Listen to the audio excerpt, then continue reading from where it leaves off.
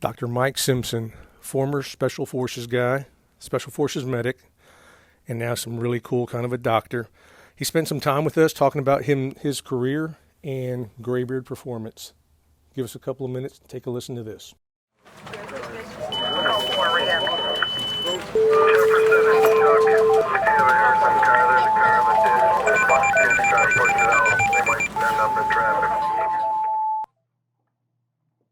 All right, welcome to the show. It is Friday, September the 3rd. Wow, we've changed months.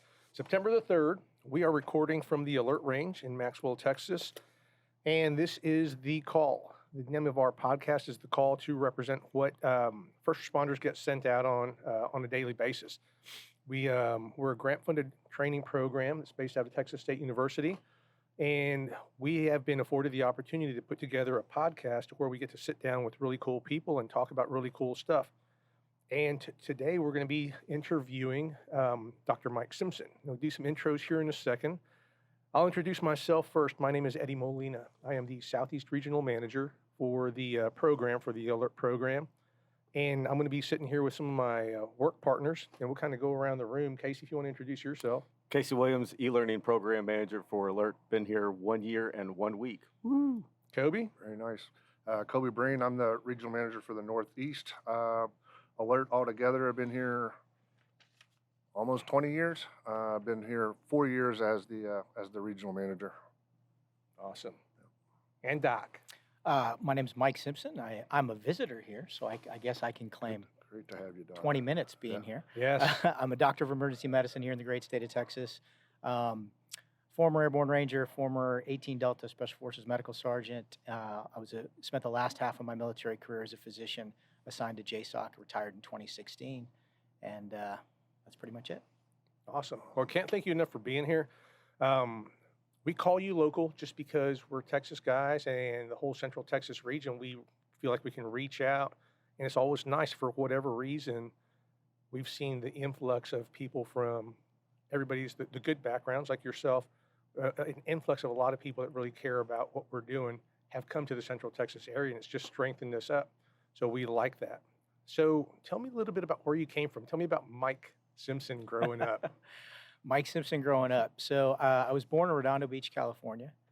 Got out of there, I think I was 10 or 11 years old when my parents moved to a little tiny town in Southern California called Tehachapi that literally nobody has ever heard of.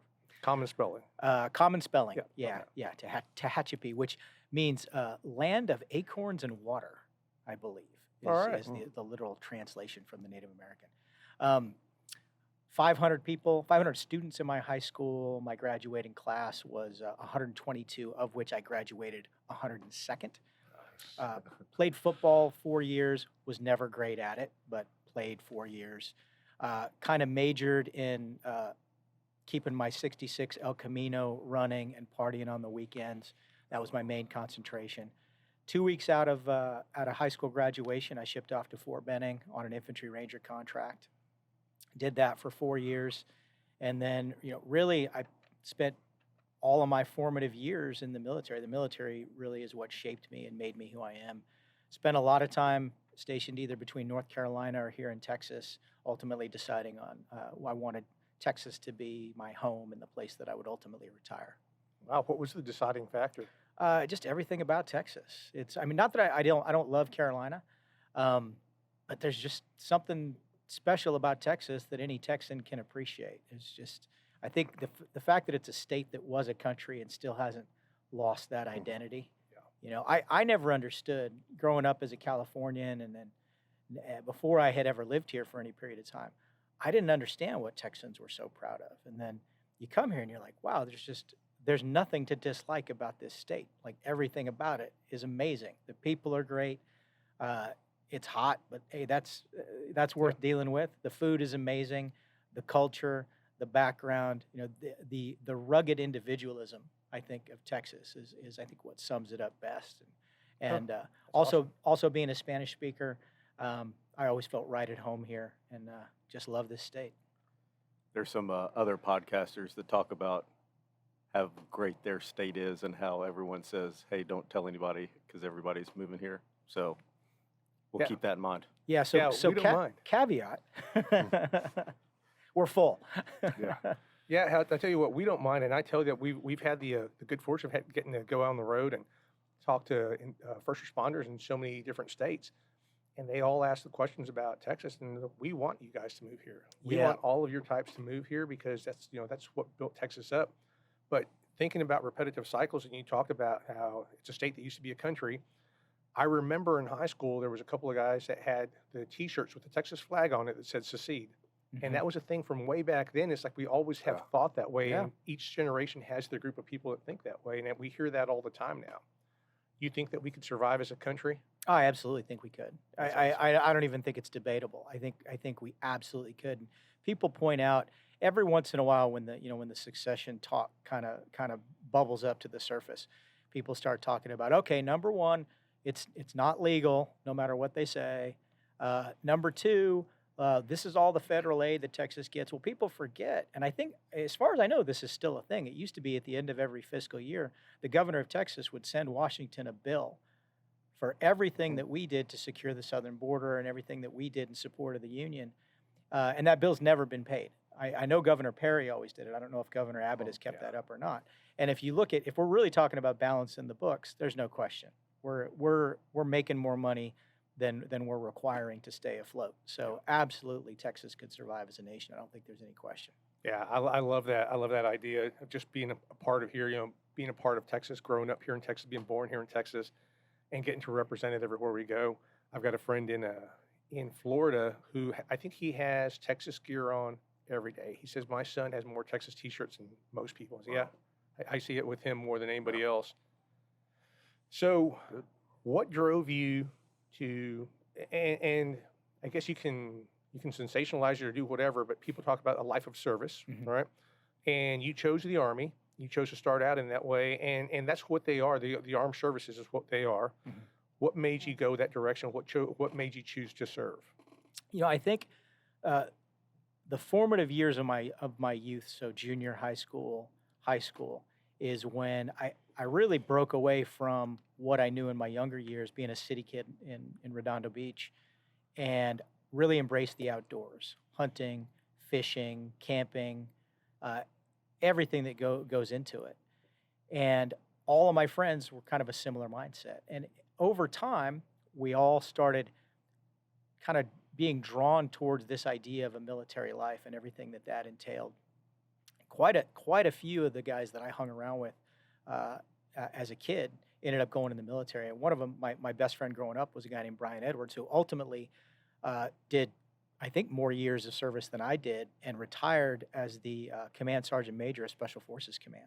Oh, wow. And Brian and I, from age 13 on, we talk about all the time about going into the service, whether it was going to be the Marine Corps or the Army, whatever that might be.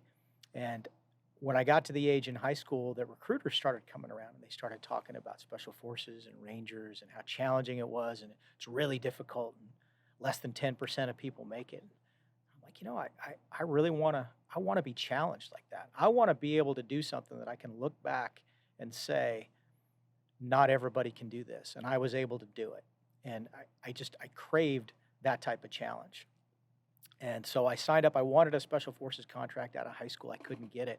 I got a Ranger contract, which ultimately was a way better fit for me. And I'm really glad the way things turned out, because doing 4 years in Ranger Regiment, first right out of high school, was really the best fit for a young soldier to kind of mold them and set them on their path.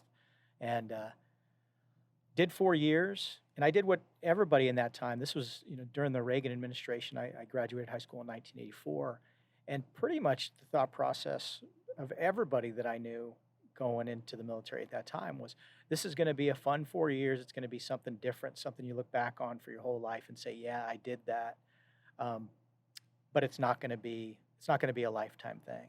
So I did my 4 years. I got out, dabbled in college a little bit. Thought maybe I might wanted to maybe either go DEA or Secret Service, and then I stayed in the National Guard and got mobilized for Desert Storm. We ended up not going, but just being back on active duty again, that was when I went through the Q course, and I realized, this is what's been missing in my life. I didn't really like civilian life very much. I didn't feel like I had a lot of direction. The old saying is nobody's in charge and everybody's out of uniform. That's literally kind of how I felt all the time. And I liked, once again, feeling like I was a part of something larger than myself, that I was contributing to a mission that was greater than the scope of Mike Simpson as an individual. Yeah. And so I went back on active duty. When the rest of my unit demobilized and went back home, I stayed on active duty and ultimately made it my career. That's awesome. So I'm going to ask you a hard question, and it's going to be recorded, and we're going to play it for thousands of people. Okay. What was tougher, Ranger School or Special Forces in Doc? It's almost an apples and oranges. This is going to sound like a cop-out, but it is almost an apples and oranges comparison. So Ranger School, what I went through, 58 days, multiple phases, sleep deprivation. It's a leadership course. So the whole idea is we're going to get you tired, we're going to get you hungry, we're going to move you long distances in austere environments. And then when, because it's easy to lead people when everybody's well rested, well fed, and no hardships and their feet don't hurt.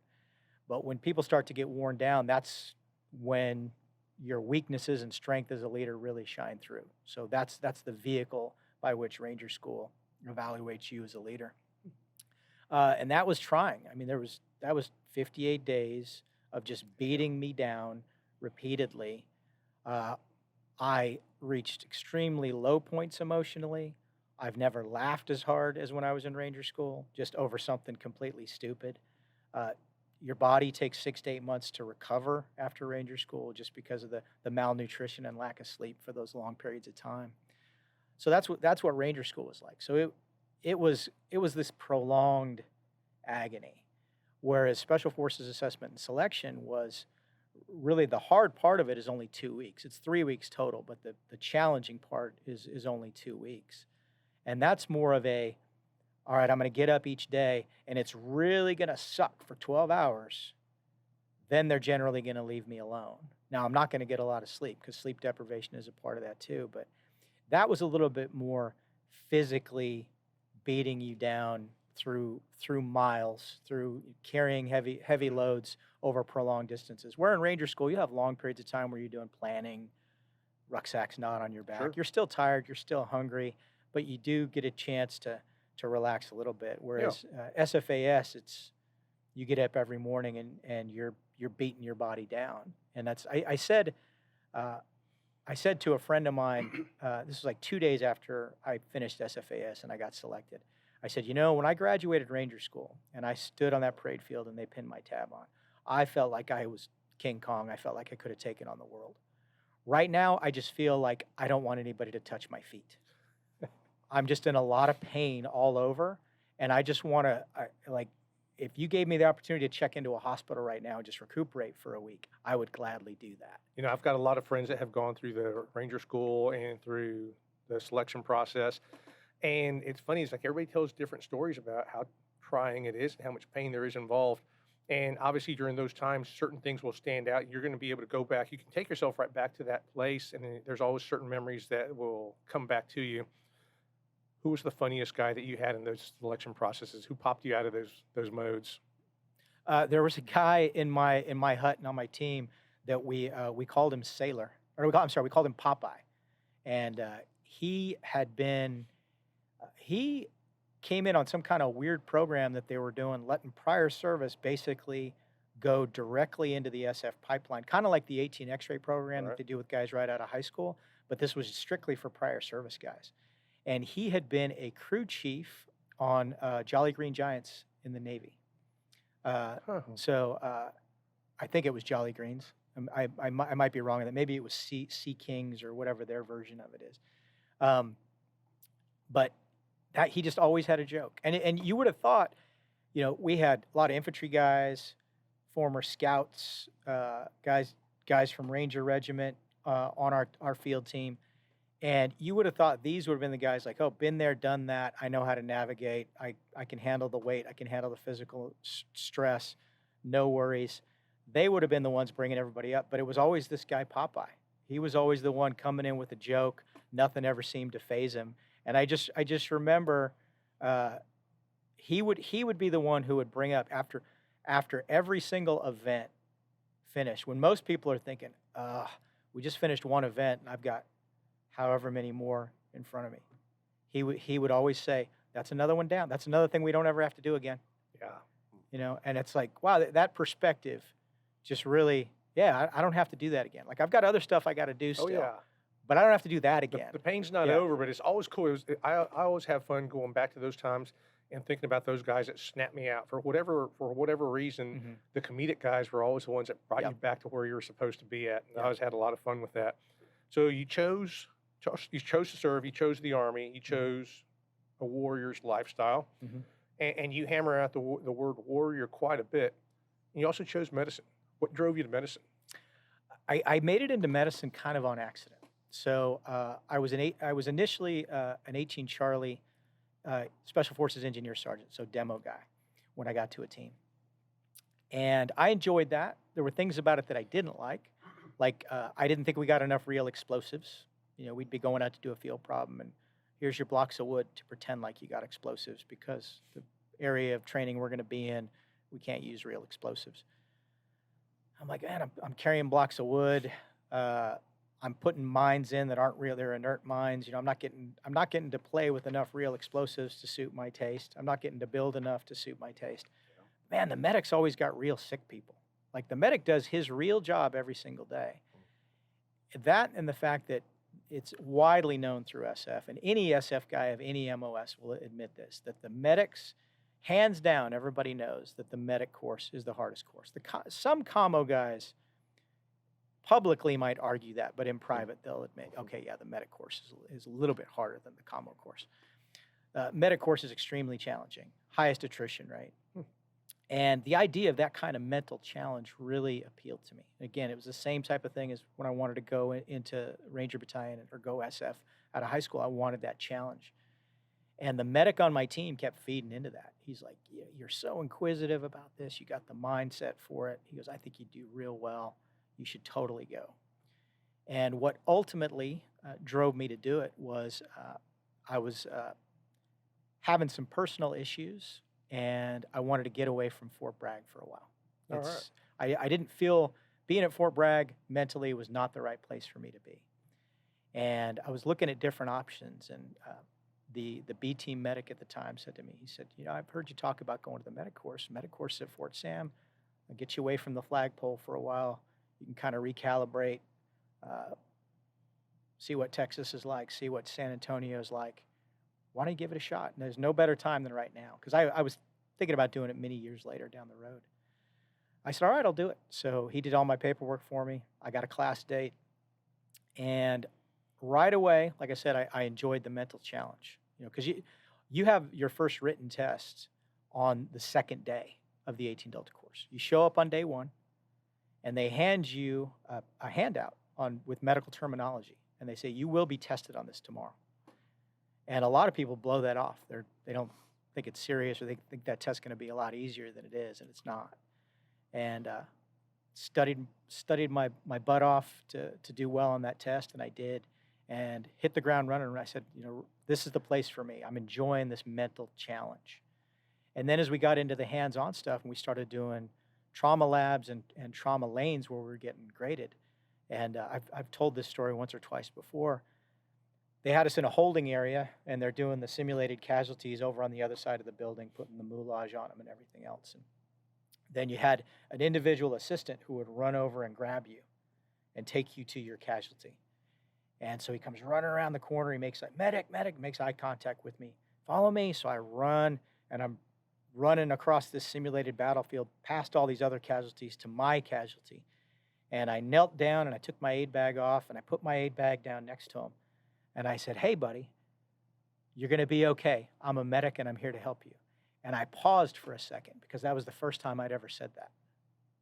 And it dawned on me kind of the gravity of that statement. Yeah. To tell somebody who's hurting that you're going to take that pain away. And even though this was just a simulated event, that kind of took my breath away. And I got the max score on that trauma lane that day. And I walked away from it saying, you know, I 100% made the right choice. You know, regardless of the weird reasons that said, okay, now's the time for me to go to the medic course, and I want to be mentally challenged. that spoke to me. And when I went on to do clinical proficiency training and actually work in a hospital and see how I could help people and interact with patients, just more and more it reinforced for me that this was the right decision for me. A life of medicine is the way to go. So before I had even graduated the 18 Delta course, I knew that my future, I wasn't going to be a Special Forces warrant officer, probably never going to be a Special Forces team sergeant. I was either going to be a PA or a physician or something in medicine going forward. The call to service is a real big deal. But when you see people that can heal people, that's so huge. So there's a Thomas Edison quote out there, and you're real big on spreading good information. You're real big on trying to get people to do stuff for themselves. And we hear that all the time. And I think the quote loosely is something like, the medic of the future, the doctor of the future is going to spend less time actually doctoring people and more time teaching them how to fix themselves through diet and everything else. When did you take that into how do you see that as a big divider between the medical field? Because there's a lot of guys that lean on medicine and there's a lot of guys that lean on helping yourself. Yeah. Where do you see the dividing line? That's a great question. That's a timely question. Because I love that quote. And I always say, I wish we were really there, or I wish when we were going to be there was in sight, because I don't think it is. And the problem is, and I don't think and in fact, I'm sure I didn't identify it at all when I was in 18 Delta, how much of an issue that was. And part of that probably had to do with the fact that, number one, I didn't have as much of an understanding of medicine as I got later in medical school and residency. And number two, most of the people that I was accustomed to interacting with in Rangers, in SF, were guys that were drinking enough water and, for the most part, eating right. Now, they're probably dipping a can of Copenhagen a day and drinking too much coffee and drinking too much alcohol on weekends. But, they were PTing 5 days a week, and they wanted to be in good shape. And it wasn't until I was in medical school that I started to realize we've come up with a lot of medical solutions to societal issues. That people don't want to exercise and people don't want to eat right. So we've come up with, okay, well, you can eat however you want and you can let your blood pressure go up and let your blood sugar get all out of whack, and we're just going to throw pills at it, rather than tell you, hey, maybe you ought to try these lifestyle changes. And they teach you that in medical school, that, okay, when somebody comes in the first time, this is the talk you're going to have with them. Okay, eat less red meat, get less sodium in your diet, less processed sugar. I want you to walk 20 minutes or more 3 times a week. So I want you to go out and try that. But the physicians would always tell you, the caveat always was, they're not going to do it. They're going to come back and none of that stuff will have been done. Now their blood pressure will be higher, their blood sugar will be higher. And then you're going to start them on meds. And then if that doesn't work, you're going to start them on a second med. If that doesn't work, you're going to start them on a third med. And then if things get too bad and they just become morbidly obese, then you're going to offer them gastric bypass surgery or Roux-en-Y surgery or something. Right. And I was like, wow, we're really just doing people a disservice. And I noticed that kind of fed into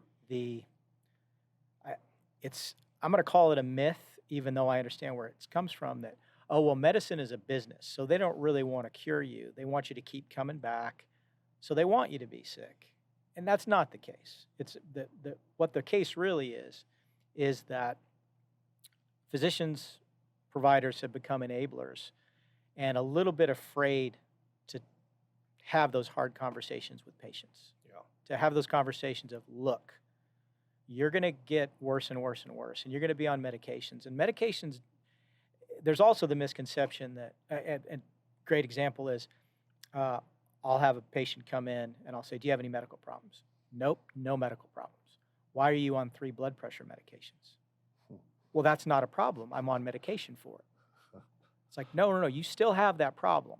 If the zombie apocalypse happens tomorrow, your blood pressure is going to be 220 over 130. Like, that's still a real problem because you haven't corrected it. We're basically masking it. Yeah, absolutely. Eventually, you're going to run out of meds. Right. So I've one of my friends, he's the kind of guy that he said to me, he did a CrossFit for a long time because I was treating so many CrossFit guys. So I started treating so many ultra runners. So he took up ultra running. So he ran 100 miles last week. Mm-hmm. And it's like he's just pushing himself to find out what the injuries are, where the injuries are coming from. Why are they suffering this way? I want to know what they're feeling. Mm-hmm. Pushes himself to the ends. And one of the things I asked him about, it's like I see in his group, in his medical group, there is nothing but fit people and happy people in his building. And I tell him that's like it stands out. And every time I come in here, I learn something from you guys. And I asked him, where do you guys, like, where's the breakdown for you guys? Because I know that in our industry, and the same thing with your background, when guys start getting a little soft in the middle, we start getting more hesitant to listen to them, and we just don't have that buy-in with them, and it's like it's an image thing. And I asked him about that because he's a very fit guy. I said, man, do you ever get offended by guys in your business that do that? And it's funny. So he's one of the guys that always brings me back to earth. He says, the smartest guy that I know that does what we do, he's probably 350 pounds. He's way overweight, and he'll probably have a heart attack if he tries to do anything physical. But he can look at any athlete and spot where the problem is coming from just by them moving around. He says, that's just how he chose to live. He says, but he's the smartest guy that I've ever learned from. And it's funny, so he brings me back around, and there's things that we can do to help people if they're going to be in our industry. Who are some of the guys that you've learned from? Who are some of the legends that set things up for you that you took a lot from? Wow. Legends that I learned a lot from. Sean Taylor, I hope if he's out there listening, I hope he doesn't mind me mentioning him. So Sean had a big impact on me in a lot of ways. Sean was a private in the same company I was in when I was a buck sergeant in Ranger Battalion. He was in a different platoon. I didn't even necessarily know who Sean was. Fast forward years later, I'm a sergeant first class, senior 18 Delta medic in 1st Battalion, 7th Special Forces Group.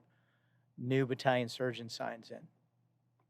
And I go over to introduce myself, and he says, you're Mike Simpson, you used to be in A Company 175. So yeah, that's right. He said, you were in weapons platoon, and you were the NCOIC of the sword detail at Bill Martin's wedding. That's right. How do you know that, sir? And he said, I was a private in that same company. And he became a really strong mentor for me that inspired me and made me realize, made me see where the holes were in my training as an 18 Delta. Because as an 18 Delta, you think you're pretty bulletproof in your medicine. And a lot of times you start thinking, I know a little bit more than doctors and nurses do when it comes to certain things. And he pointed out to me kind of where the holes were in my training. And it all had to do with depth, right? It's like, yeah, you understand everything under the surface, but that what we call taproot knowledge, that's where you're kind of lacking. And that's what you'll get if you go to PA school, and even more so if you go to medical school. So Sean was a big inspiration for me for that. He gave me a lot of guidance to get into med school, wrote me a letter of recommendation to get in, wrote me a letter of recommendation to get into residency. And then the last big favor that he did for me that was probably the greatest of all of them was I was in my second year of residency and wasn't sure where I was going for a job, and I was miserable. I was extremely miserable in emergency medicine residency for a number. I was in a very toxic residency, and I was also going through a divorce. So those things combined, I was probably just miserable day in and day out. And I'm coming off a night shift. I've been asleep maybe an hour, and I get a phone call from an unknown number, and it's Sean. And at the time, he was in the Joint Medical Augmentation Unit, which is ultimately where I was assigned. And he said, "Hey, Mike, this is Sean. Do you know what unit I'm in?" I said, "Yes, sir." And he said, "Would you like to be in this unit?" I said, "Yes, sir." He said, "Okay, somebody will be calling you to set up an interview." And he hung up. And so ultimately, I got that job because of Sean, and I did 6 years in that unit. And so I think out of anyone who's been kind of a role model to me on the medical side, I think Sean has been. But there's guys like John Rayfield and Pete Cuenca and Don Crawford, also, just icon. Troy Johnson. I could go through a whole laundry list of guys who, to me, represented not just being exceptional physicians, but also exceptional military officers as well, and doing everything for the right reasons. I've met a lot of physicians who wear uniforms that I would never consider a soldier. Right. That are doing it for all. They did it to pay off student loans. Yeah, absolutely. So I have a little bit of a reputation for changing things up. I change directions all the time on asking questions, and we'll come back around because there's a lot more medical stuff that I want to hit with you. But so one of my 18 Delta buddies that we were teaching a class somewhere, and we were talking about the instructor level class, and sometimes you get guys that just mentally check out, or they were never mentally checked in because the standard of the classes they had gone to before was different from what we were giving them. Mm-hmm. And to get them to buy in, he'll break the rhythm, and he'll ask them, "What would your walk-up song be if tomorrow you're playing Major League Baseball, or Major League says it's medical and we're doing walk-up songs for medics?" And we'll go around the room, and he's asking everybody that, and he swings back to me, and I tell him the name of the song, and he looks at me. He's like, "I'm going through a divorce." He says, "Oh, okay, I get that one." Just a little bit off-color song, right? So today, if they called up and says, "What's Mike Simpson's walk-up song?" What is it? Thunderstruck by AC/DC. That's your pump-up song every time? No doubt. Awesome. No doubt. That's it's got everything. It's got the right beat. It mentions Texas in the song. Yeah. Right. Yeah. In fact, I have this. I may embarrass myself a little bit, but I told you about how on weekends I go in my garage and I'll do 30 minutes on the heavy bag. Yep. I will play that song and run around the garage first to get pumped up for it. Nice. Because that's my walkout song, and that's I had Chael Sonnen on my podcast years ago, and there's a whole chapter in Chael's book on why people pick the wrong walkout songs. And I asked Chael, I said, "Well, I would pick Thunderstruck by AC/DC. What's your opinion?" He goes, "Oh, you got a winner there." I'm like, "Okay, if Uncle Chael approves, it must be okay." That's all right. He's got a good guidance on that one. So hey, when you were talking about we're talking about garage workouts, and we're talking about things that have happened here in Texas recently. We were actually talking about the snowmageddon that we've gone through here, and we talked about the mindset of people that have come our basic backgrounds. Guys that come from your background have a very survivalist instinct, survivalist mindset. What are some of the things that you've changed along the way because of what happened with the freeze on your daily carry or your daily stock in your house? What are some of the things that you've adjusted because of that? Yeah, food and water wise, I haven't changed anything. I still have that really well. I always have a couple of weeks supply of water.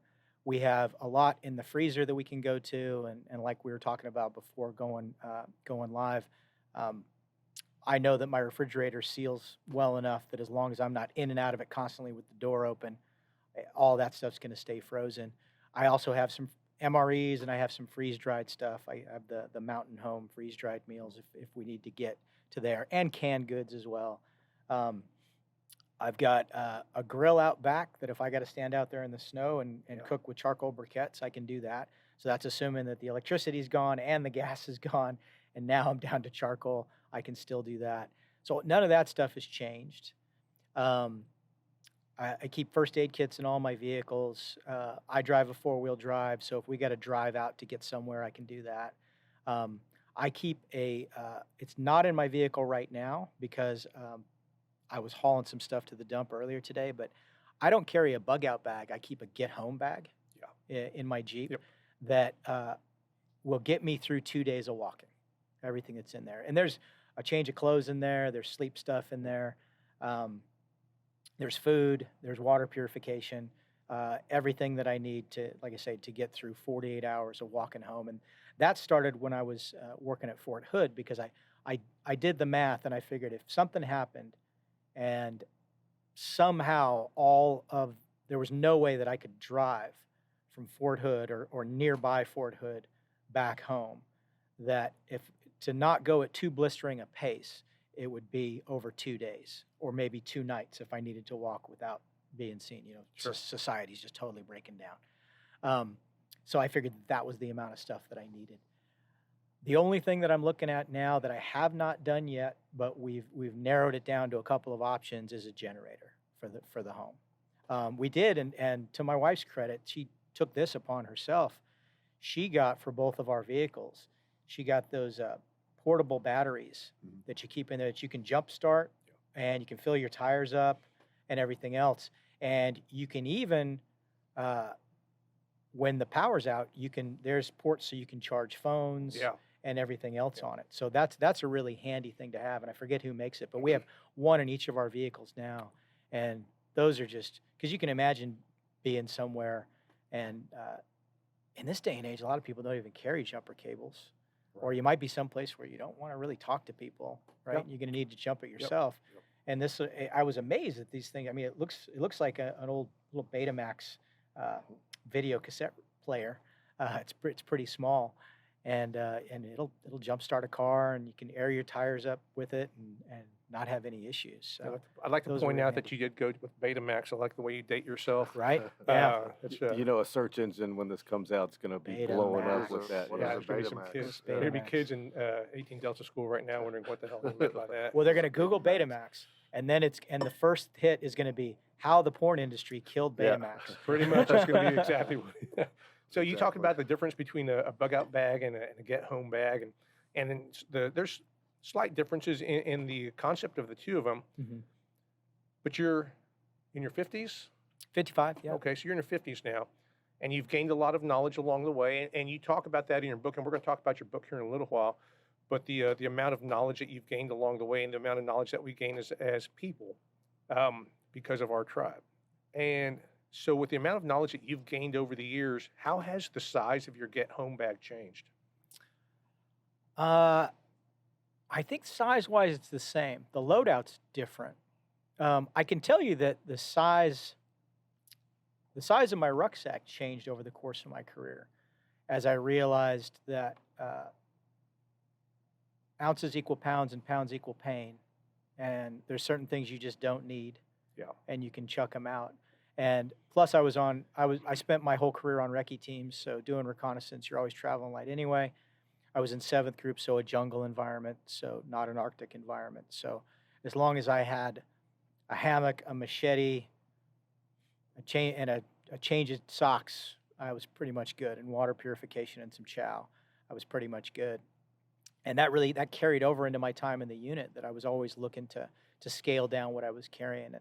And especially when it came to my aid bag, my medic bag, taking a real hard look at, what am I carrying that only does one thing? And is there something that I can carry that will do 3 things, at least almost as well? Yeah. And what are the odds of me using this? And what are the odds of me using that? And guess what? Crystalloids never saved anybody. So I'm only going to carry 2 250 cc bags of normal saline because that's all I need for access and to give drugs and to get the blood administration set started. I don't need to carry, as I'd been trained as an 18 Delta in the 90s, I don't need to carry 3 to 4 liter bags of saline or lactated ringers. So my aid bag definitely got lighter and lighter over time. Now it started to get heavier again now that I'm a SWAT doc, and I only carry it to the breach point, and then my bag stays at the breach point, and then I'm working out of my chest rig while we're in the house. Sure. Because I recognize I might have to do, wherever the casualty collection point is, I might have to do some extended stabilization before we can call in the RTF medics and get people out. But I think my bug out bag and my get home bag, they've been modified somewhat, but I don't think weight or size wise. Well, actually that's not true, because my first iteration of the get home bag became the bug out bag that kind of stays at my house now, and I don't really use it for a whole lot. And then a smaller bag did end up being my get home bag, because I figured out that I could do it with a smaller bag, and that, hey, you know what? It's only 2 days. I don't need to bring the whole kitchen sink with me. So. I think when we're young, we'll volunteer to carry whatever we can. And and I've got a question for you, and I'm going to ask it and answer at the same time. Okay. But we talked about the life of service and what leads us to do these things, and what's led you to do Army and medical and become a doctor. And you've gained a lot of popularity. You have a very popular podcast. And the feeling always comes out that you're trying to help people with the information that you're pushing out. And we gain fans, and we gain detractors. We gain people that just hate us and love us, just by stating our opinions sometimes. But it feels like the whole reasoning behind your podcast was to push good information out there to help people out. Tell us a little bit about your podcast and how it started and the changes that you've gone through along the way. Well, I started the Mind of the Warrior podcast really because I just wanted to talk about mixed martial arts, and that was when I was getting into being a mixed martial arts fight physician, and I was becoming more and more interested in MMA, and that's something that had been brewing for a long time, and I had been taking Brazilian Jiu-Jitsu, took some Muay Thai. I really liked it. Working as a fight physician, working closer with the fighters and the coaches. And at some point, I just decided, there's a few different, Rogan's podcast touches on MMA a good bit. The Fighter and the Kid podcast was really taken off at that time. I think Chael had started his podcast at that time, and I said, I want to get on there and I want to talk to. I see a lot of commonality in fighters and rangers, or fighters and soldiers, period. Even the fighters who've never served in uniform, just the mentality, trying to be the best version of themselves every day, wanting to put themselves to the hazard, willing to get in there, risk injury, risk their lives in some cases. I'm like, oh, there's a lot of commonality there, and I want to explore that a little bit. And I don't think I had a specific direction other than, if you look at my first 10 or so episodes, I think I talked about MMA a lot. Right. That was kind of what I was keying in on, was MMA. And then as time went on, more and more, I started just kind of talking about whatever I felt like talking about on that particular day. There was a time when I segued and that the podcast was called the Sheepdog Project. And that was when I was still working for Sheepdog, who I still support and work with those guys very closely. Still a great bunch of guys, Tim Kennedy and crew. And Tim came on as a co-host for a while, but Tim's real busy. So a lot of times I ended up doing it on my own. But it started having a lot more to do with personal preparedness, things like your EDC and bug out bags and get home bags, and vehicle preparedness. I had Michael Hawk on one time. We talked about that because Mike's a big survivalist and a prepper. And it's kind of morphed in the same way that I have. And like I say, a lot of times I don't know what I'm going to talk about from one week to the next. And I just put a podcast in the can that'll come out next Tuesday that I'm interviewing Max Martini and the guys that he just directed a movie called The Manson Brothers Midnight Zombie Massacre that's about to come out. And Max has been on, and he's a big supporter of the military and veterans. And he asked me if he could come on and plug his movie, and I said, absolutely, he can. So interviewed him and three of the people from the film. But like we were talking about before we went on, I recently did one where I just talked about the Afghanistan withdrawal. Yeah. So things that I want to talk about, I'm going to talk about. And I've done episodes before where I say, you know what, it's probably nobody even wants to hear this, but I need to get it off my chest. And then I get emails on that episode, like, you said exactly what I needed to hear.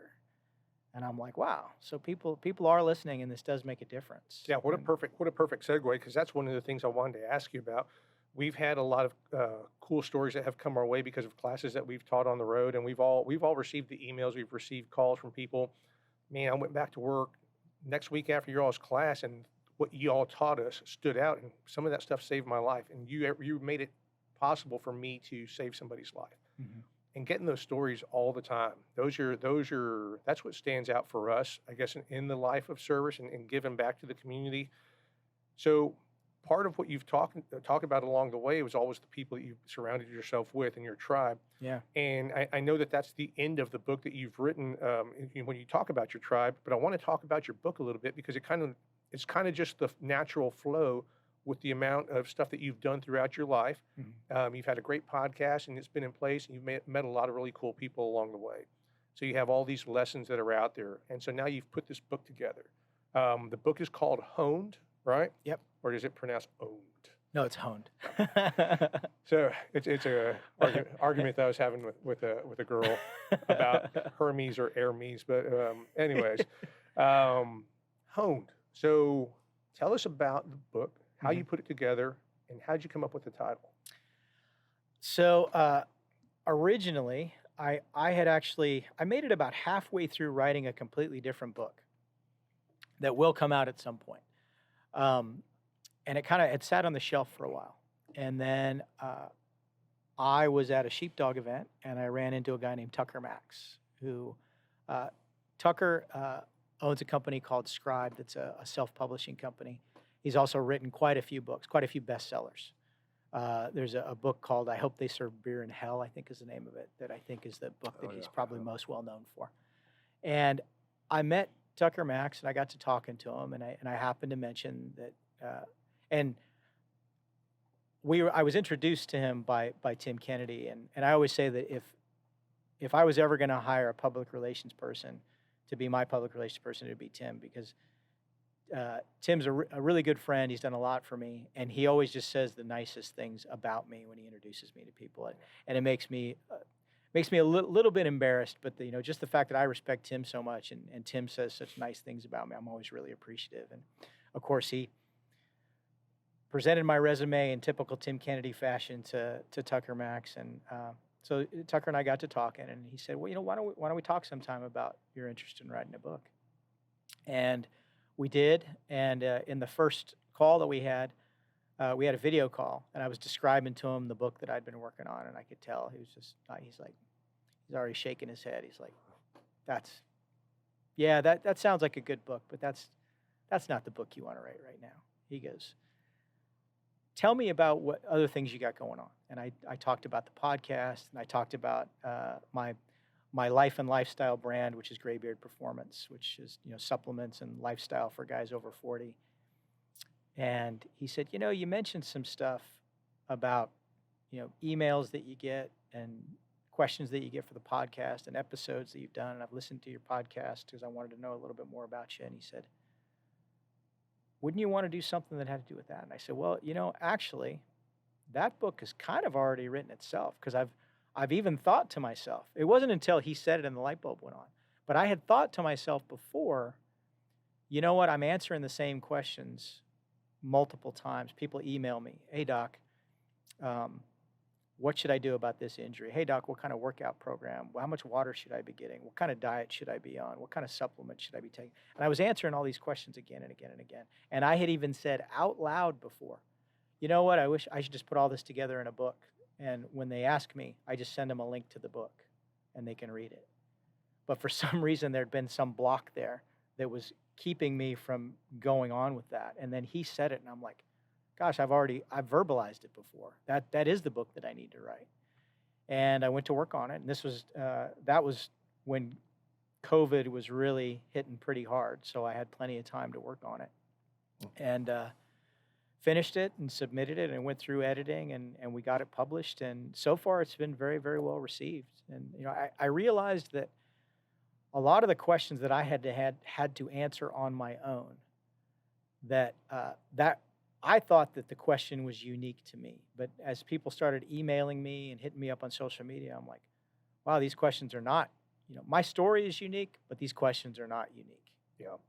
A lot of people have these questions. A lot of the stuff you push, it all kind of relates back to that same age group you talk about. Now, I said the name of the book is Honed, but tell us a little bit about the extended part of the title of the book, and how that ties in with your mindset on what you're pushing out, the information you're pushing out, and the name of your supplement company. Gotcha. The long title of the book is Honed: Finding Your Edge as a Man Over 40. And you had asked before how I came up with that title, and actually, I had somebody who specializes in developing titles help me with that. Cool. Because I had no idea what I was going to. I had a lot of I wouldn't even tell you some of the terrible ideas that I had for the title of the book, that just people would have just absolutely not even wanted to read it. And I had a conversation with her, as this was all part of the publishing process, and she said, okay, the holy grail of titles is you want the one-word title with the subtitle explanation. She said, that's what everybody wants. You want that eye-catching. And she threw out a few different ideas, and then finally she came up with Honed, but she couldn't think of anything for the subtitle idea. And at one point I said, what about, honed, which means that's how you put an edge on a knife. What if it were honed, finding your edge as a man over 40? And that was it. We locked it in, and that was it. And then from there we moved on to cover design. So, but yeah, originally I had some pretty terrible ideas that, of course, I was trying to get Graybeard Performance into it, and of course people would have had no idea what that is. I still take some flack from people. I've had people criticize the name of my supplement line, which is Graybeard Performance, as saying that sends all the wrong message. People think it's 80-year-olds are going to take that. I'm like, no, that's why there's a kick-ass Viking warrior on the label and everything else, because it's meant for the graybeard warriors that are still out there on the battlefield, still swinging an axe. And that's the whole concept is, you can continue to kick ass 40s, 50s, and 60s as a graybeard warrior. King Leonidas was on the battlefield at Thermopylae in his 60s.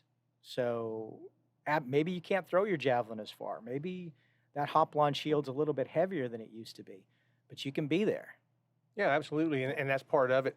So in your book, you talk about the fitness stuff, and I'm going to go through my notes. And for those of y'all who don't listen to Mike's podcast, man, it's great. He even breaks down his book and how he went chapter by chapter on it. But one of the things that you talked about during chapter 2, during the aging chapter, you talked about the data, and you talked about data. We talked about data when we were referring to something else earlier on the side conversation. So our program is a data-driven program. And one of the things that we as men refuse to look at is the data. It's like, that doesn't matter because that's not me. I don't do that, and that's not going to impact me. But the more time that we've spent here around all the data, it seems like we are taking note of what's happening to our bodies, what's happening in our training. When did you realize that the data was so important? Little by little. And there was a statement that I heard in medical school that I have parroted many, many, many times since then. And especially over the last couple of years, especially during COVID, is I tell people, so if you have personal experience, maybe your personal experience is, well, I found that I eat a donut every day before I work out because that gets my sugar up and then I can work out better. So that's how I've always stayed fit. Or I eat an entire plate of spaghetti every night before I go to bed because I'm carbing up for the next day. And that's what works for me. There's a saying in medicine, that's what we call anecdotal data. It's not really data, it's one person's view of how something may or may not have worked for them. And the saying in medicine is anecdotal data is not data. And I don't remember the first time I heard that, but I remember it making a profound impact on me. Yeah. That, one isolated data point means pretty much nothing. And when I took medical statistics and I started to look at things like confounding variables and how they can skew the data. And so here's the example that they gave us in medical school. They did a survey of number of children born to couples and what that couple's proximity was to stork nests. And they determined that people who lived closest to stork nests were more likely to have between 3 and 4 children. And people who lived farthest from stork nests were more likely to have 1 to just under 2 children. So you can extrapolate from that proximity to stork nests somehow equals more children. Is that a valid theory? Not really, because there's a lot of confounding variables that go in there. And so what you find out if you look deeper is the people that lived closer to stork nests were more rural. They typically had family values that centered more around larger families. Typically, the mother was the caregiver and stayed in the home and raised the children, whereas the people that lived farther from the stork nests were city dwellers, dual-income households with both people working. So they really didn't have time to have a big family. Their lifestyle didn't fit into it. So that's the classic confounding variable story that they taught us in medical school. And I've seen it time and time again, especially over the last 1.5 to 2 years, when people talk about, well, so-and-so got COVID and they took X or Y, and 7 days later, they were all better. And then I say, well, did they drink milk? Well, I don't know. Well, maybe milk cured them. If they also drank milk, maybe it was the milk that cured them. Or maybe it was 7-Up that cured them. Yeah.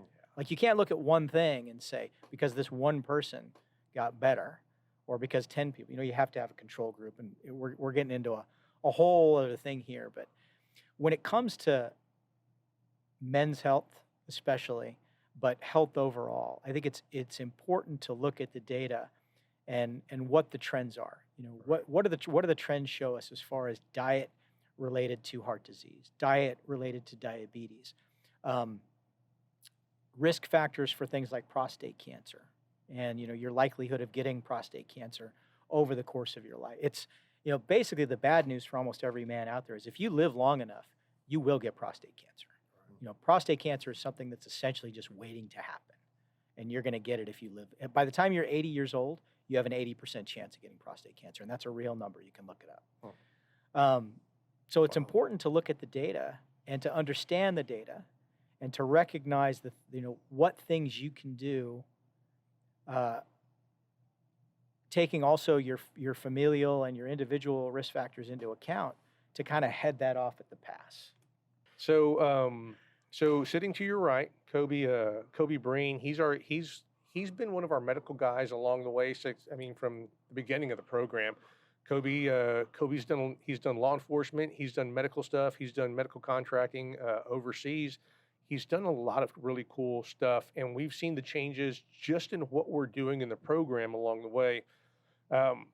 We talked about tourniquets at one point, and it's like tourniquets have changed so much, and you do a great debrief on the tourniquets, and I got a little eval on them, what's approved, what's not approved, and it's kind of funny. It's like when you did a couple of different tourniquet versions on your podcast. It's like it's almost simple. It's like if it's been through the TCC guidelines and it's approved there, then it's probably kind of good. Yeah, and it's a simple guide. Kobe, what are some of the changes that we've done or that we've seen along the way in medical or stuff that maybe questions that we can ask Mike about? Well, we can go all the way from the basic. You're the SWAT physician now, SWAT team physician. What are the police that you're dealing with? What are they wanting? What are they getting as far as the training for them? That's a great question, because that's one of the most common questions that I get. And this was really before I was even a SWAT physician myself. I would get contacted because of my background as an 18 Delta and my background in the JMAO. I would get contacted by SWAT physicians or wanting to be SWAT physicians. Mm-hmm. And they would have all this, so I want to come up with a plan that I'm going to do this, and I'm going to have this capability, and I'm going to go through these schools. And one guy contacted me, said, I want to come up with a physical fitness test for SWAT physicians that's standardized nationwide, so that law enforcement agencies know that if we pass this physical fitness test, that we're in good enough shape that we can go out there and we can do stuff with them. And I said, okay, how long have you been a SWAT physician? He goes, I'm just over a year. And I said, does every single one of your guys carry an IFAC and with 2 tourniquets, and are they all TCCC qualified or TECC qualified, know how to use it? Well, no. But I go out with them on everything. So so you're literally standing right next to every individual. Yeah. So if they get shot, you're literally standing right next to them. Well, no. Okay. So don't you think that might be where you want to start? And I always tell people the 98% solution isn't what I have in my aid bag. It's not what the medic necessarily has in his aid bag. It's what the individual's officers, the operators, are carrying on their kit and what they know how to use. And the emphasis for my guys is exactly like the emphasis in the military, because I think that's the best template to go by, again, because of the data, which is a full-blown TCCC/TECC course every 2 years. Awesome. And this is going to be, we're in the year where we're going to try to knock that out. And I give the powers that be, I give the leadership the option. I'm like, we can do this multiple ways. It's a 40-hour course, 40-hour course. Mm-hmm. We can do it an hour along the way. I have 2 training days a month. I can do an hour every time. I can get together for 2 back-to-back 16-hour days. I can do a 16-hour day on one Wednesday, and then the next Wednesday do another 16-hour day. So we're in the process of determining that now. It looks like it's going to be a 16 and 16 over 2 of our typical training days, and we'll get it knocked out. And I have the advantage of having a great training resource, which is I retired out of Fort Hood, and I was the medical director of the Mystic training site there. So I still have a great relationship with them. And they provide a lot of training. Not just that's when I retired, they were the most busy Mystic site DoD wide as far as training troops in TCCC. And awesome. also you'll see Waco PD, Texas Rangers, DPS, everybody else going up there for training. So it's I don't believe I need to reinvent the wheel. I don't need to make my own slides. I don't need Right. I don't need to have my department go out and buy mannequins and all this other stuff. It's like, hey, if we can drive up to Fort Hood and they have space available for us and we're not interfering with troops training and we can get this knocked out, then let's get it knocked out that way. So I'm hoping that we'll be able to do that this year, and I'm confident that we will. That's great. Yeah, we were just, Casey and I were just up there at Mystic not too long ago for a cadaver lab they had with Teleflex. Yeah. And it's eye-opening. It's Yeah, really, Jordy really and good Joe training. and the guys up Yep, there yeah, and it Kavika, was awesome. they're Yeah. amazing, all of them. Yeah, so that's great, and I agree. It's, we just training who's going to be the actual true first responder in this, and it's the people that are going into the saying and phrase I heard is you fight the wars with the people that show up. You can Yeah, always exactly. want the best line, the best guys, the best professional sports teams. Watch videos, train, practice everything for weeks, if not years, for one certain team, and they know who's going to show up because they fly with them and bring them in there. But the wars and the SWAT calls are fought with who shows up, and Yeah. we want everybody to have that basic training, and that's where we're getting at here in the law enforcement world. And then so I think the change now is, and what we're trying to do is also offer some advanced stuff for not just the police but for the people that don't have SWAT physicians. So I'm talking like RTF, where the fire guys, EMS guys come in and they have a little bit more than we go places, and they still think that saline and ringers is the end all be all solution. Oh yeah, it's still We'll out there. We'll hang 2 big bags and a 14 gauge in the AC and then go. Like, that's absolute, pasta water. That's to acidosis quote, and yeah, blown out clots. That's what you're doing. To quote Doc Fisher. Yeah.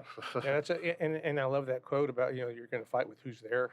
So there's a lot of I guess focus been given to the subject of self-reliance versus community, and how those are different. And I really don't look at them as different. 'Cause, we teach people different things, but it's like we have to lean on both of them. It's like you're the I guess the old mindset of the SF community is that you're going to go out, you're going to build the community. Yep. And what we're trying to teach people with a medical focus is we're trying to teach them self-reliance, but that only comes from the community itself. How are you going to get better at it? We talk about the buddy system that revolves around the community. You're hoping that everybody's carrying all the same stuff that they're going to need for themselves. What are some of the methods that you teach, or some of the mindsets that you teach when you're teaching people how to do medical stuff? To me, two most important things are, number one, putting in the reps.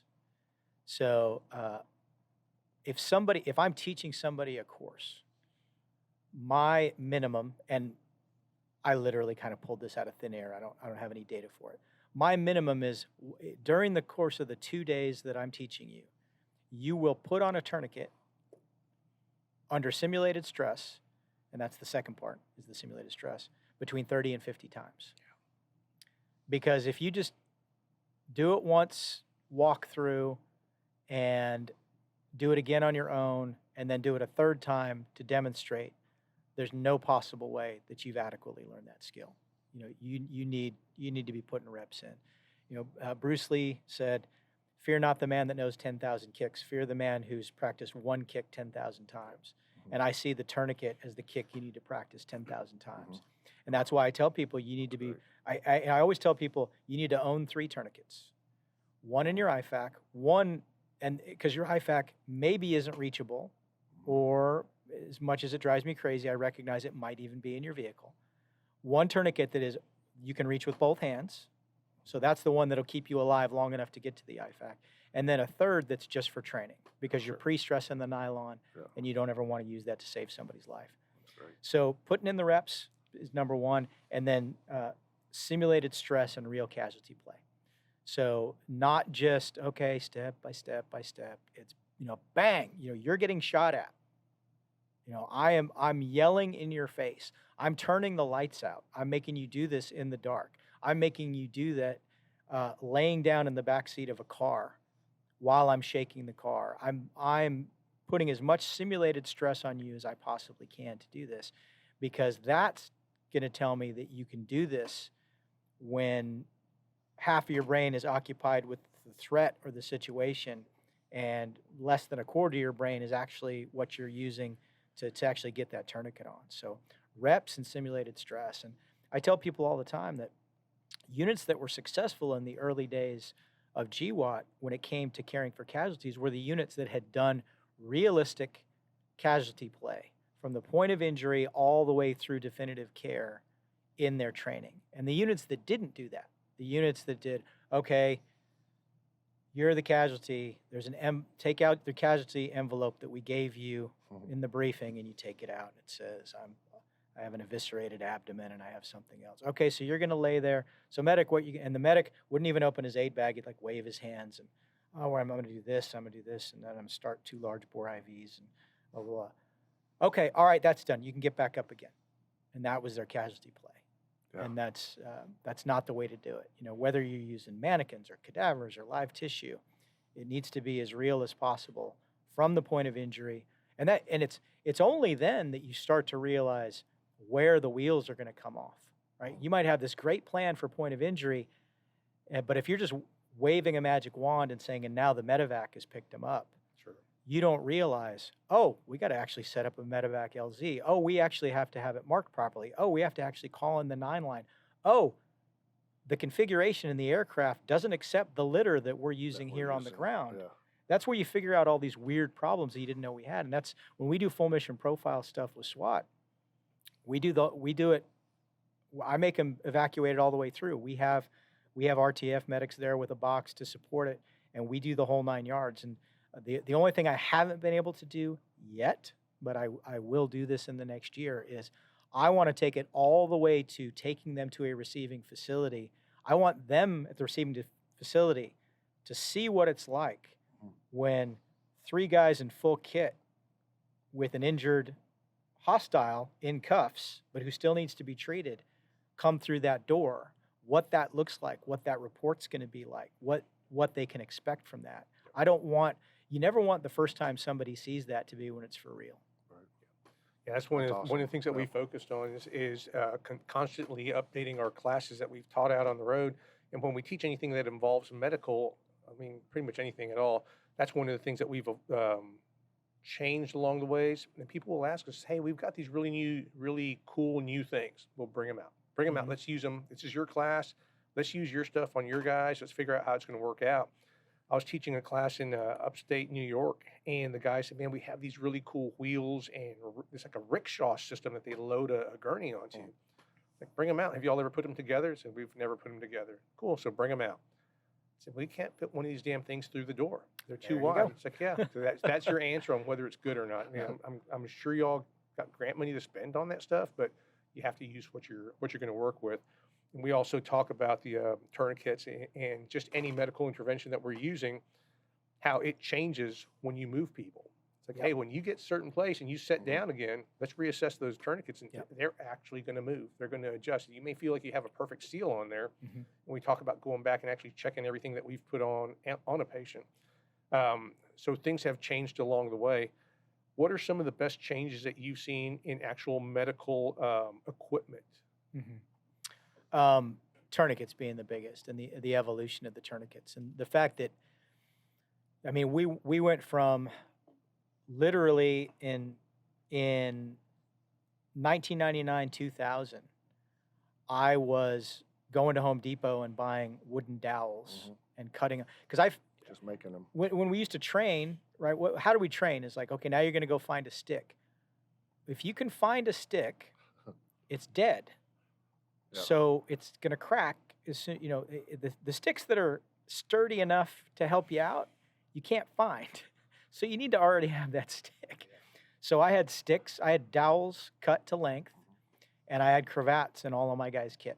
And that's what I had them all carrying. The hasty kids. Yeah, and on a recce team, because I wanted to always scale my stuff down, I couldn't. That was when we were still carrying the M5 bag, which was too big. And I started carrying an M3 bag because I said, I'm only going to carry definitive care stuff, the stuff that you guys are not licensed to use. That's what I'm going to carry.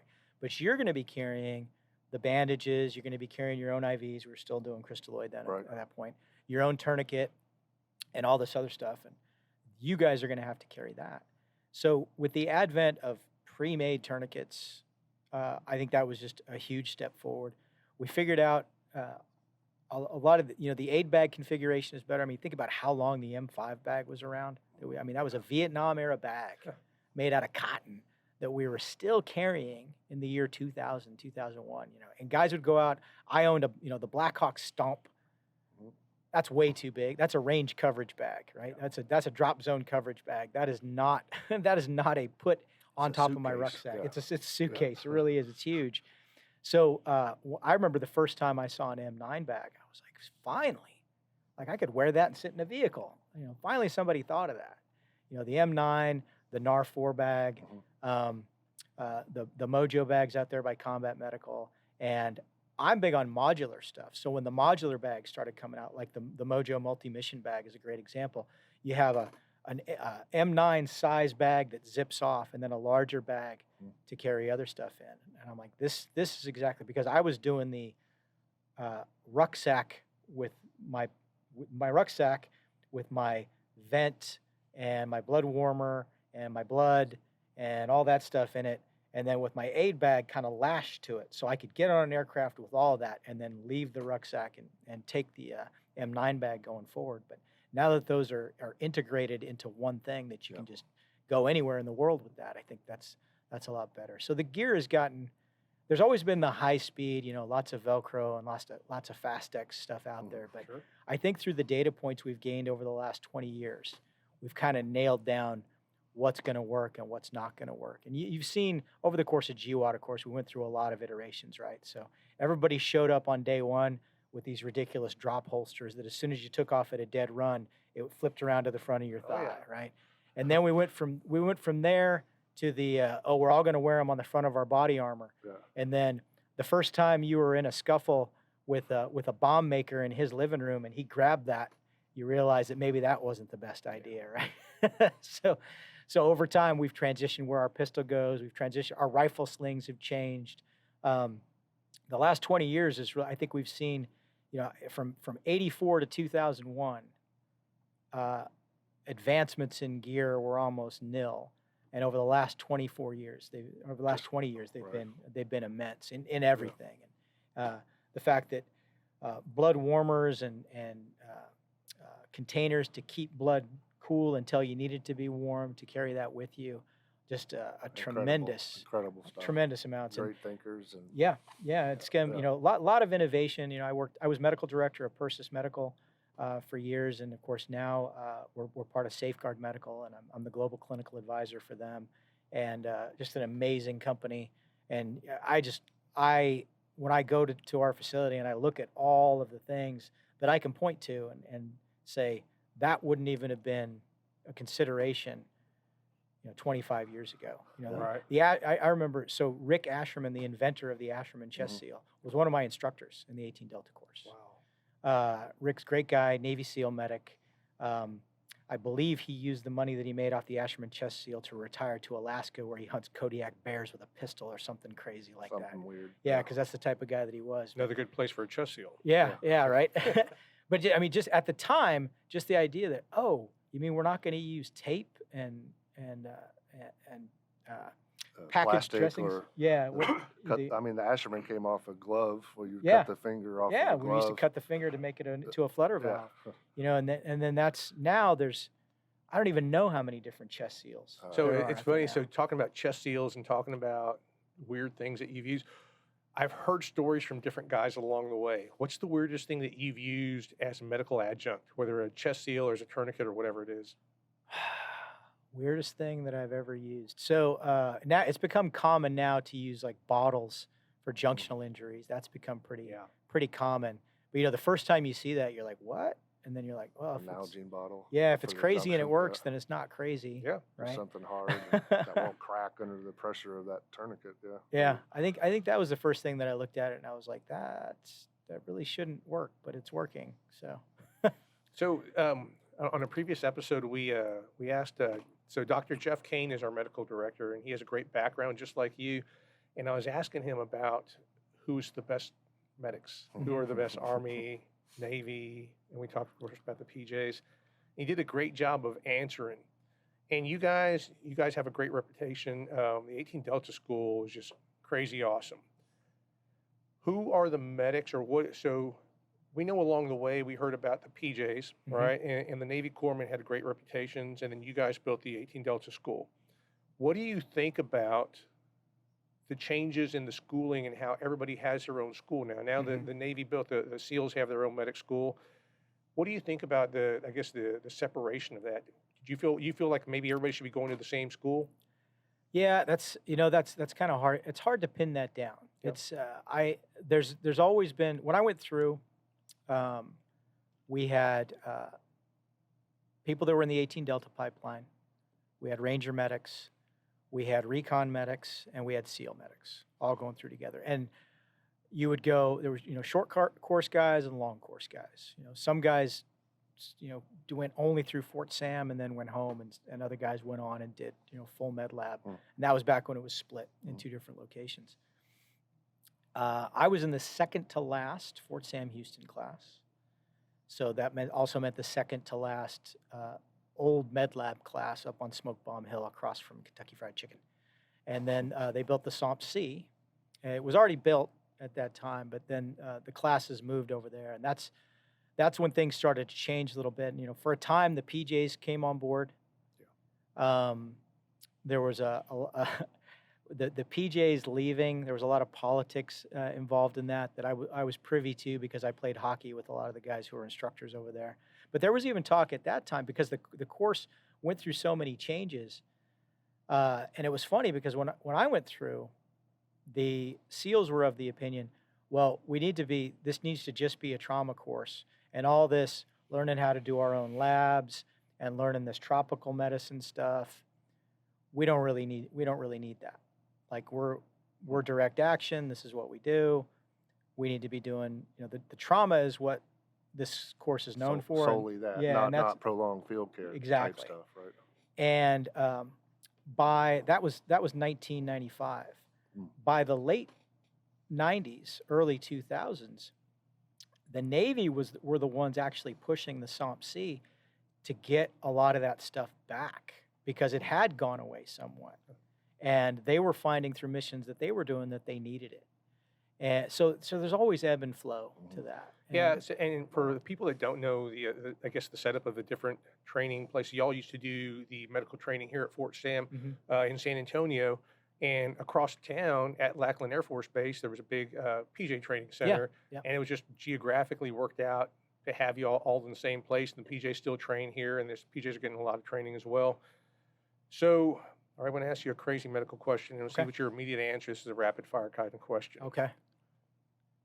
Is it worse for your pee to smell like coffee or your coffee to smell like pee? Coffee to smell like pee. Okay, cool. So, in 1993... I'm just throwing those out there here and there. Random questions. And it was a quick answer. It was a good answer.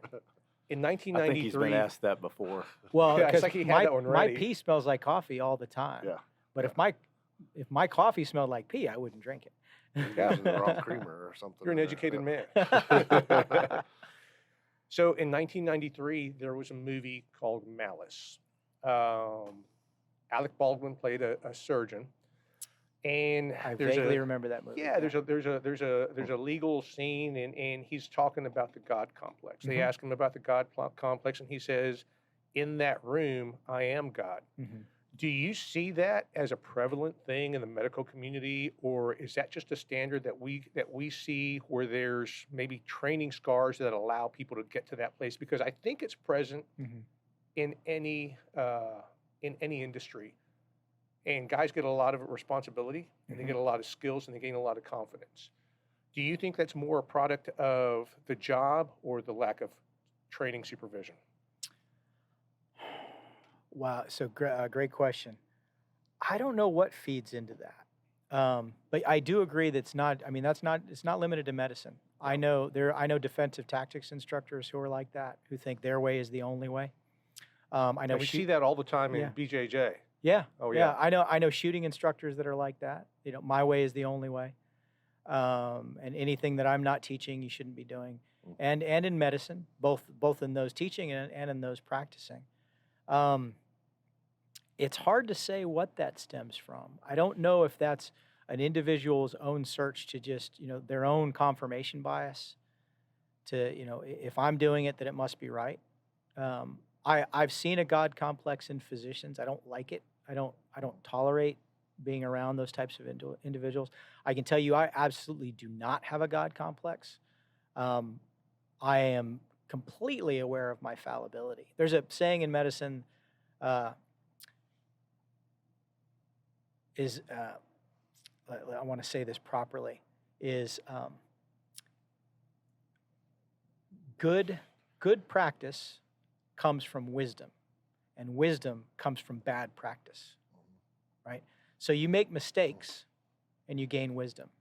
And early on in my career, I had some patient encounters that kept me up at night afterwards, and I've never forgotten those. And I've carried that wisdom. And when I have seen similar patients, that little bell will go off. This is just like that patient 10 years ago. And I don't make that mistake again. I have that wisdom now, whereas other people might, who haven't had that bad experience, Right. it might just go right over their head. Sure. Yep. And I think, we are fallible in medicine. Now, I think I'm gonna stick up for my medical colleagues a lot. I think a lot of times, and we've seen this a lot over the last year and a half or 2 years, that people get frustrated on both sides of that. So people in the medical community feel like I've explained this till I'm blue in the face, and I keep giving you facts and I keep giving you data, and you keep giving me links to YouTube videos of some guy at a city council meeting going on a rant about how he's not going to wear a mask or whatever. And I'm just tired of having this conversation. Damn it, I'm a doctor. Why don't you just listen to me, right? And I recognize that it's not that simple. What they call the appeal to authority. I think the more you can sit down and talk to people and say, hey, look, this is based on my education and my experience as a physician. This is how I see this issue, or this is how I see this data. I think once we start to say, well, I'm just a doctor and they should just listen to me, as people have been doing, I don't think anyone should be surprised when a segment of the public turns away from that. Sure. I don't think it should be shocking at all. And I've had to call out some fellow physicians. There's these things that you see here recently. I don't want to get too far into this, but we're going to walk off the job to show that, if you're not doing all the things the medical establishment's telling you to do, then we're just not going to treat you. Well, really? Really? Mm. So a drunk driver comes into your emergency room with his arm half ripped off. It's his fault. You're not going to treat him. Is that what you're telling me? A 2-pack a day smoker who comes in respiratory distress, you're just not going to treat that person? Really? Really? Come on. You can't. People do what they do, and there's such a thing as free will. Sure. And I don't see. That's why this is probably as close to being political that we'll get in this. But I'm not in favor of any type of mandates, because I think the moment you put up mandates, that's the equivalent of when you were a kid and your mom said, "Because I said so." Absolutely. I think this is a conversation. I would much rather have that conversation with people and educate them and explain, yeah, I know you're hearing some conflicting stuff. And by the way, that conflicting stuff that you're hearing from this physician who failed out of residency and then has a specialty that's not even a real specialty, but they're saying all the things that you want to hear that feed into your weird conspiracy theory. Here's why they are wrong. I would much rather have that conversation than the because I said so and a mandate. I want people to get vaccinated. I don't want a law that says people have to get vaccinated. And I've got some of my physician colleagues put me in their crosshairs for making statements like that, and I don't care. I think we owe society. It's not the other way around. Absolutely. Society doesn't owe the medical community jack. Yeah, you're giving us the education of all the information that you've had throughout your years of wisdom and your years of learning. And that's kind of just a consistent thing. And like I said, you're in your book, you talk about tribe, and in your life, you talk about tribe. And that's one of the things that somebody's always going to have that amount of knowledge. I do that with my kids. My kids are off in college now. And that was the one thing that I gave them. I gave them as much information as I could. I told them, in the end, you're going to make this choice for yourself. You're going to have to decide if you go out party, if you stay up late, if you study, if you go to class. All that stuff is going to be decided by you. I'm going to give you all of the things that you need to know. I'm going to tell you where I screwed up along the way. Let me know when you need help, how I can help you out. So you've come across a lot of things along the way. And we've talked a lot about resiliency in our program. We talk a lot about resiliency and how do people recover. You guys in the special operations, special forces community have seen a lot of trauma. I mean, y'all have witnessed a lot of what the first responders in the States experience, you guys experience overseas. And that has not always been a big focus. And we talk about post-traumatic stress and all the other, I guess, the results of all of it. Mm-hmm. What does Mike Simpson do to recover? What does Mike Simpson do as a recovery plan? Is there somebody you talk to? Is BJJ your outlet? What is it that you do? BJJ is a huge outlet for me, as is physical exercise and activity in general. Those are big outlets for me. I am truly blessed because I won't even say I'm married to the most amazing woman in the world. I'm married to the most amazing person in the world. My wife, Dr. Denise Simpson, she's a professional life and leadership coach, and she's my life and leadership coach. Awesome. And anytime, just in the last couple days, I've had to go to her and say, I've got something I need to get off my chest. I need to talk to you about. Not about something in the marriage in between she and I, something separate from that. And she's such an amazing soundboard for that. That she's listening is a two-way street, and she's such a great listener and has such great insight and knows me so well, and always seems to know the right thing to say. And she doesn't tell me what I want to hear. She tells me what I need to hear, and she knows what that is. And she's had to kick me in the ass a few times and say, no, this isn't about that person you're complaining about. This is about you. Or this isn't about that situation. It's about you. So what can you do better? And I'm really fortunate to have her. And I'm a firm believer in peer-to-peer counseling. Right. I think it's vastly underutilized. I think it's better in a lot of cases than traditional therapy is. And she's my peer-to-peer counseling. Even though she hasn't, she's never been an airborne ranger or an operator or a physician. She's a PhD, not an MD, but she's my peer, and she provides that to me. And that's the big thing. I think having somebody that you can confide in and talk to, and having an outlet. And if you do need to talk to somebody, you got to seek that person out. And if you seek somebody out and they're a professional, and you don't like the way that's going, then look for peer-to-peer. And when I did my psych rotation in medical school, and I was dealing with a lot of guys coming back who were having some PTSD. Everything was still fresh for them. And I would go in there and I'd say, what do you want to talk about? And they say, well, aren't you going to ask me to relive the events again? I'm like, no. If you want to talk about that, we can. Do you want to talk about that? No. Then let's not talk about it. Tell me about what your concerns are right now. Tell me about what you envision. This conversation ends and we shake hands and we're both smiling and I walk out of the room.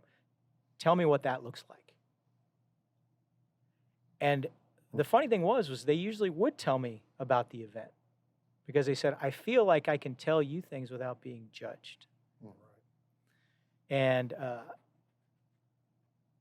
I didn't even know what peer-to-peer counseling was back then, but I realize now that's essentially what I was doing, because I wasn't going in there as a second lieutenant medical student on a psych rotation. I was going in there as a former E7, former enlisted guy, former operator who had seen a thing or two and identified with this guy on at least some level, and I knew what it was like to be through some stuff. And I felt like maybe we could relate on that. Yeah, and we did. And it seems like what's been consistent, that things that I've heard across the board, that you can search out, you have to search out the person you want to talk to. And all the professionals are not going to be the same, and you may not come across the one that's right for you the first time. And you can keep searching, you can keep looking.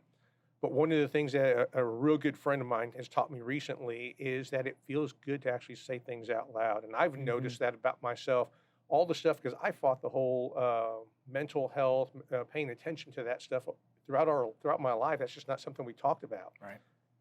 But one of the things that I have noticed is being able to sit down and talk about things, being able to air things out. And I do that with Casey all the time. I tell him he's an idiot. But that's, I'm just airing things out, though. I'll switch cameras to them. It does help to, I'll give you say dirty that out looks. loud, doesn't it? Yeah. Makes you feel better. Yeah. Sometimes just sitting down and talking about what I'm experiencing, sometimes the things that I'm thinking about, just being able to have the chance to sit down and talk to somebody that I know is listening. Right. It feels good to say it out loud. And it gives me a different perspective on things. And I definitely appreciate you talking about that. So I'm going to switch in. I'm going to go over to BJJ real quick and talk about it, because for me, like you said, it's an outlet. And one of the things that I've learned about jiu-jitsu is that it is a really cool puzzle. I mean, it's a thinking man's game, and it's like one guy's doing something, what your response is to it, and what the resulting move will be for you afterwards. So one of the guys that's trained us along the way, Travis Davison up in Montana at SPG, he talks about the difference between white belts and blue belts and purple belts. He says your white belt, you're learning to survive. Your blue belt, you're learning to escape. And your purple belt, you're learning to finish. And then your brown belt and your black belt, you're just working on those things and putting them all together. But he broke them down into such a elementary level. It's like, that makes sense to me. Like, I totally understood that. What's your perspective on those things? I think that's a great way to put it. Another great way that I've heard to put it is, as a white belt, you learn words.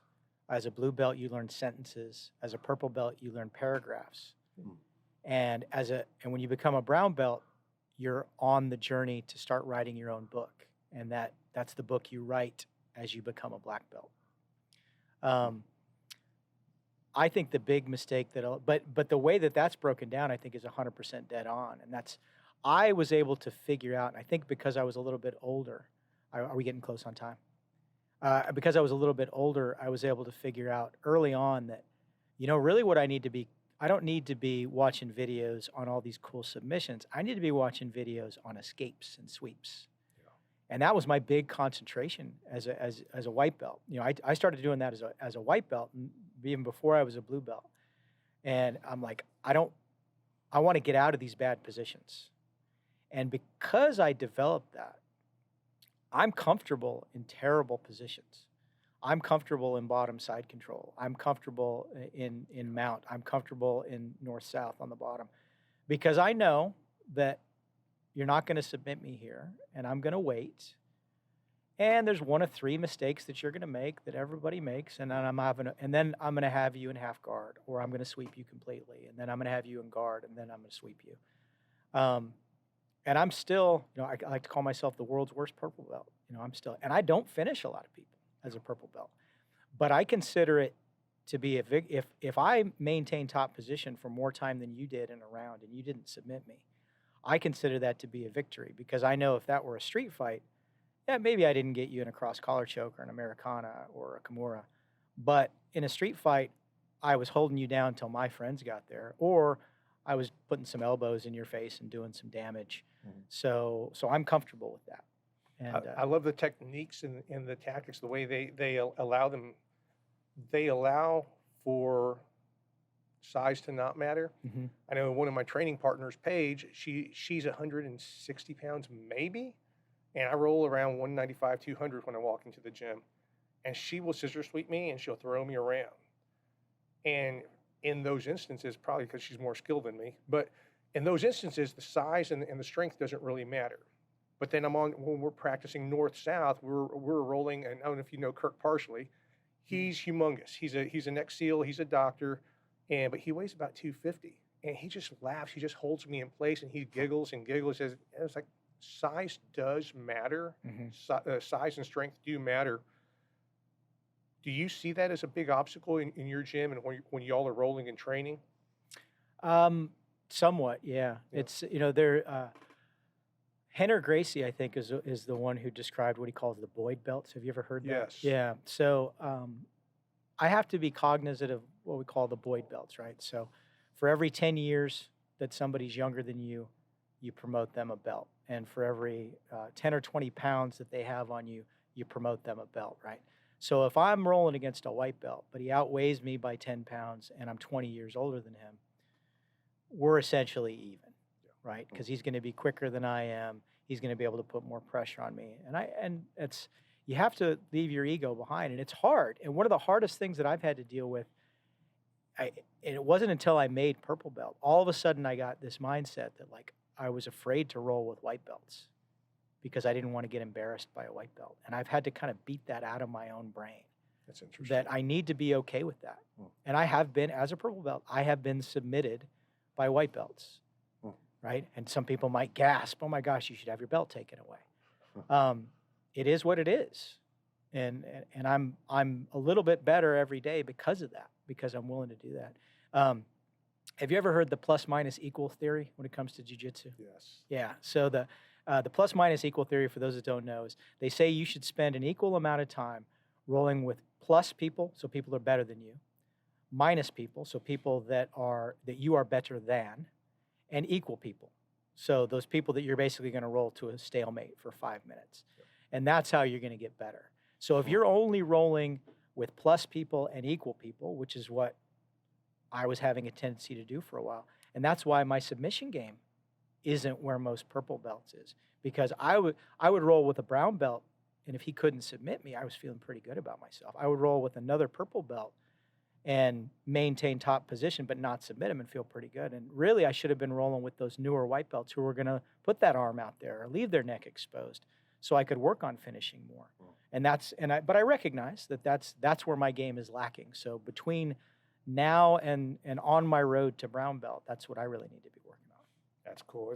And those are good perspectives on it. I know when we started training here we're at SBG, Texas, and my coach, Michael Hines, he talks about his coach all the time. John Frankel's a black belt, and he talks about, he says, man, John told me that I've got to get ready for you guys to start tapping me.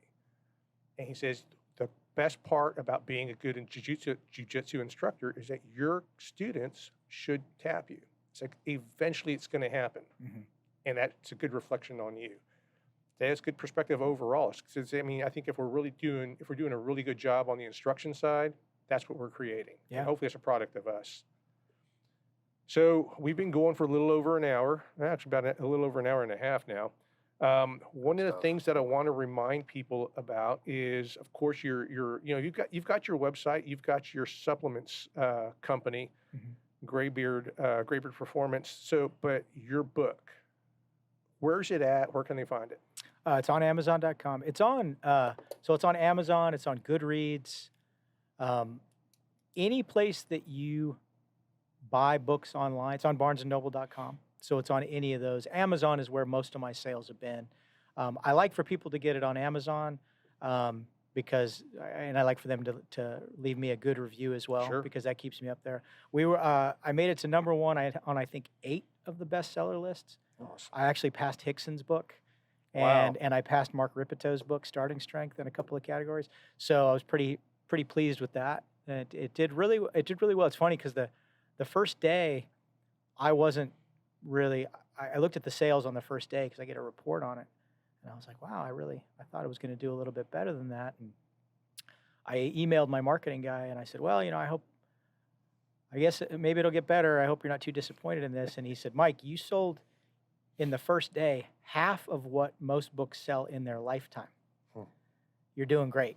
He said, you're already on 3 bestseller lists, right? I was like, no, I didn't know. He sent me the links. And then by the second day, I was moving up to number 1 on a lot of those. So so far, it looks like it's been really well received. And I just hope people will get something out of it, because it is, everything that's in those pages is the way that I live my life, health and fitness wise. And I found that it works for me. And I'm hoping it'll be a good recipe for others as well. Yeah, and it's good. I was one of the guys that he sent an early copy to electronically, and I really appreciate it. I got to skim through it, and I'm going back and I'm reading through it, and I did actually make the purchase too, just because I think that's one of the things that we do as community. Yeah, absolutely. How long before we hear the audio version? probably going to be about 6 months because I have to physically go to the studio to record it, and then I guess there's a pretty long editing process involved in it. But I want an audio version too, simply because people are used to listening to me on my podcast anyway, so I think that'll be pretty good for people to just put it in on their car on their way to work, and especially if they've already read the print version, and this will kind of refresh things on a day-to-day basis for them. Well, Doc, I can't thank you enough for being here. Is there any closing thoughts that you want to leave our guys with? I think if I had to leave you with one thought, it would be don't let anybody else dictate what you can or can't do because of your age, because of your size, because of any perceived or real disabilities, that you control your own destiny.